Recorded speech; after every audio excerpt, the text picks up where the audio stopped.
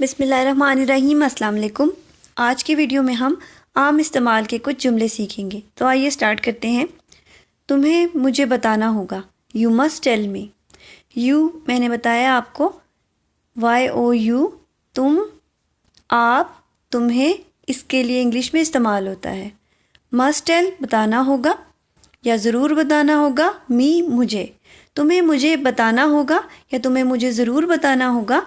इसको अगर आपने इंग्लिश में कहना है तो आप उसको ऐसे बोलेंगे, you must tell me.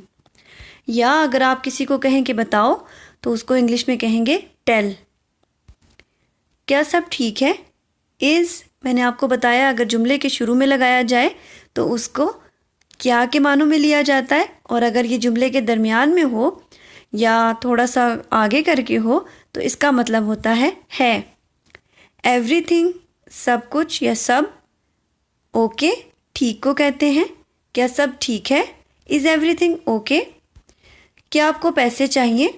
Do you want money? Do you क्या आपको, वॉन्ट चाहिए, मनी पैसे, क्या आपको पैसे चाहिए?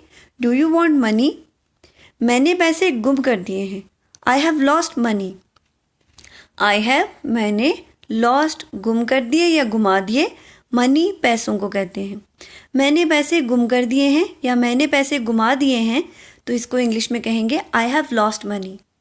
उम्मीद करती हूँ कि आपने इस वीडियो से सीखा होगा और इस वीडियो को बार बार आप प्ले करें।